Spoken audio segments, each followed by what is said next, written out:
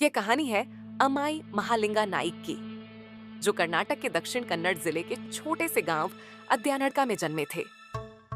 उनकी जिंदगी में संघर्ष और कठिनाइयों की कोई कमी नहीं थी, लेकिन उनके संकल्प, धैर्य और मेहनत ने उन्हें असाधारण बना दिया। उन्होंने अकेले ही पहाड़ में सुरंगें खोदकर पानी का इंतजाम किया और बंजर जमीन को हरे भरे खेतों में बदल दिया। उनकी यह उपलब्धि किसी चमत्कार से कम नहीं थी। पहला भाग, बचपन और संघर्ष की शुरुआत। अमाई महालिंगा नाइक का जन्म एक गरीब किसान परिवार में हुआ था। उनके पास संसाधनों की भारी कमी थी, लेकिन वे मेहनती और आत्मनिर्भर थे।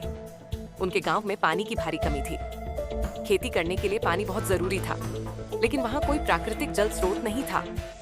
उनके पिता चाहते थे कि वे पारंपरिक खेती करें, लेकिन नाइक को महसूस हुआ कि अगर पानी नहीं होगा तो खेती असंभव होगी।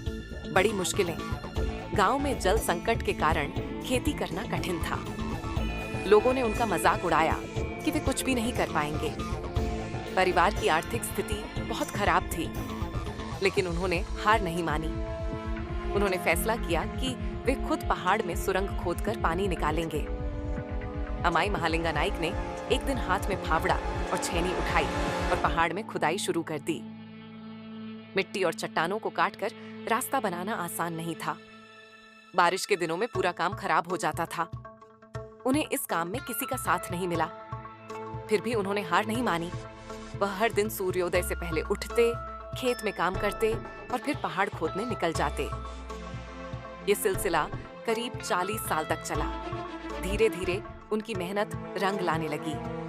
पहाड़ के अंदर से पानी बहने लगा, जिससे खेती करना आसान हो गया। लोगों ने पहले उनका मजाक उड़ाया था, लेकिन जब उनकी खुदाई से पानी निकलने लगा तो वही लोग उनके पास सलाह लेने आने लगे।